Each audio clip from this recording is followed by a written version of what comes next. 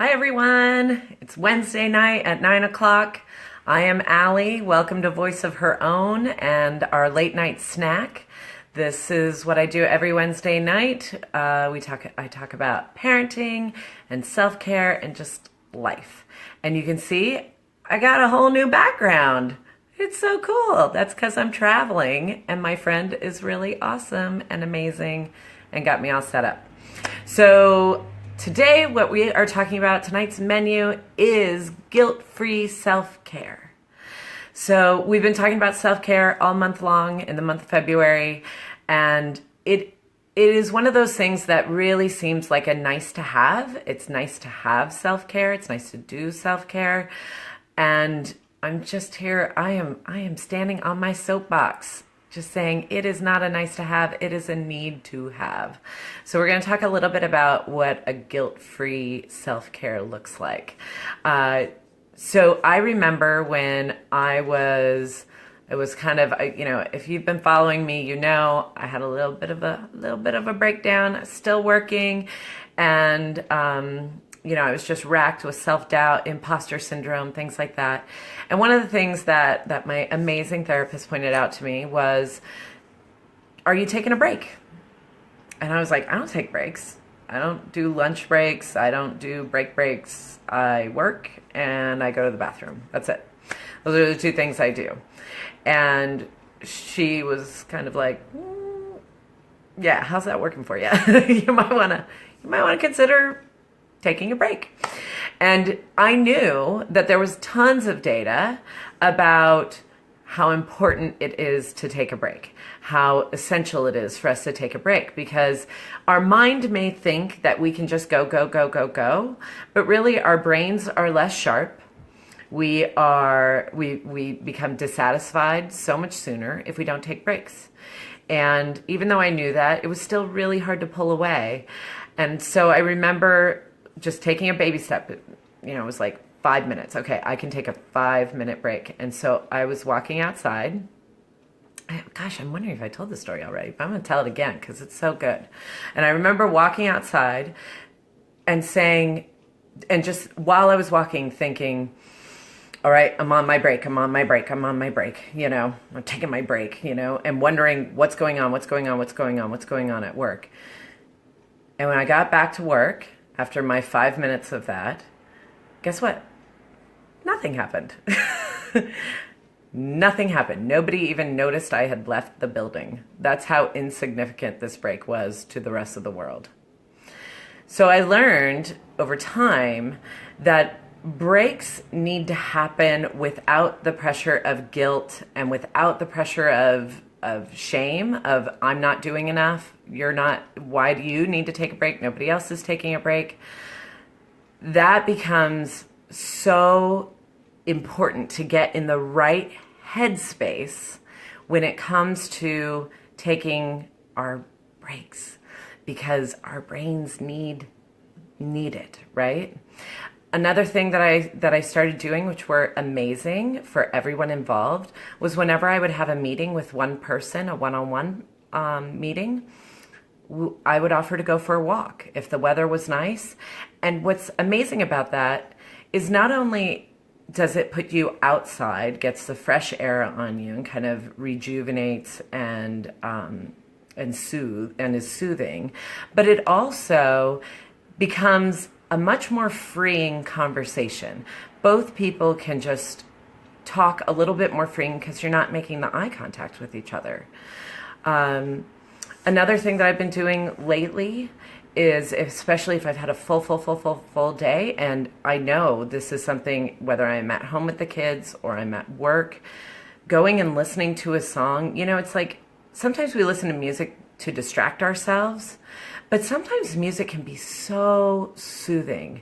So one of my kids love Trolls, and Justin Timberlake and Anna Kendrick do this amazing version of True Colors that I just love. And sometimes when life is just go, I will turn that song on and just savor it. Because that's really different than distracting ourselves from it, right? When we just savor that time. And the thing that we need to make sure that we're doing is when we are that guilt-free stuff, when those voices start creeping up, you're not doing enough. Why are you the only one taking a break? What's going to happen when you're gone? What are other people going to think? When all of that stuff comes up, there's kind of three things that we need to do. The first is we need to notice it, and that might take some practice. The second, we need to interrupt it. So it's like once you notice it's happening, then the interruption is, oh, wait, I need to change this. We need to interrupt this. I'm not going to continue on this path because, like I said before, there ain't nothing good down that path. Trust me, there's nothing good. You don't want to go where that path is leading you, right? And the third thing is then once we recognize it, then to say, I wonder what this break would be like without the guilt. Because even posing that question of, I wonder what it would feel like to take care of myself and not beat myself up while doing so. Because when we're beating ourselves up while engaging in self-care practices, it does us no good. I don't care how many manicures or pedicures or massages or anything that's going on. Anything you do doesn't matter if your head is spinning with all of these self-defeating thoughts, right? So if you get the manicure, then savor the moment. If you get the massage, savor the moment. If you listen to the song, savor the moment. If you go out for a walk, savor that moment. That's the shift. We have to turn down that volume on all of that chatter, that negative chatter, and turn up the volume on, I wonder what it would be like. How would that feel? What would it be like if I just went for a walk for 5 minutes, had no plan as to where I was going to walk, just let my intuition guide me, and just enjoy it. Notice the wind on my face, notice any birds singing, notice any sounds, look up. I mean, I think oftentimes when I'm walking, I'm looking down, just walking. I'm on my mission.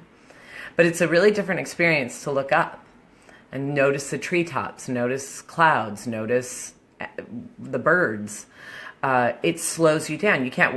You don't want to walk very fast when you're doing this, first of all. And second of all, it just helps you pop open your whole world, right?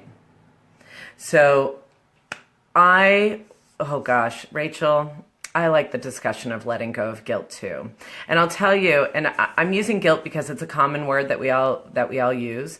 Guilt's actually a really fantastic thing because guilt means you've done something out of alignment with your values. So really what I'm talking about is shame, because shame is the thing that's always worrying about what other people think. Shame is the thing that is always saying you're not good enough. So it's an important distinction to know. I know it's like splitting hairs when it comes to our language, but really it is about shame-free self-care. And part of it is noticing it, the other part is interrupting it, and the third part is doing something different, right? Hi, Libby. Hi, Rachel. I can't tell who else is watching because I don't know how all this is.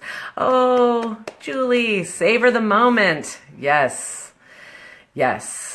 How to slow down our minds. And we don't have to savor the moment for 24 hours a day, right? We can just savor the moment for 5 minutes. We can savor the moment for one song. We can savor the moment little bits at a time. Because I don't know about you, but I can be an overachiever about this stuff and be like, well, I have to be enlightened all of the time. I have to savor all of the moments. And it's like, really, first of all, at this point in my development, and I'm sure in your development, that's a really hard thing to do, especially if you have young children around. There's a lot of stuff happening, right? You have to plan the day, you have to prepare for things, you have to cook dinner, you have to clean up the Legos so you don't step on them all the time. Whatever the case may be. So there's always going to be things that are going to distract us, take our attention away. But in those down times, instead of planning the next thing, it's possible to just slow down time. I think about it kind of like child time and adult time.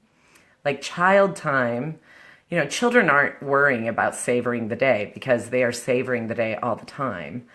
So, so part of me like downshifts into child time. Does that make sense? It's like when I'm going for a walk and looking up at the clouds, I'm really looking up with that childlike curiosity, like a 3-year-old would do. I mean, you know what it's like to walk with a 3-year-old, right? Like they don't care about where you're going.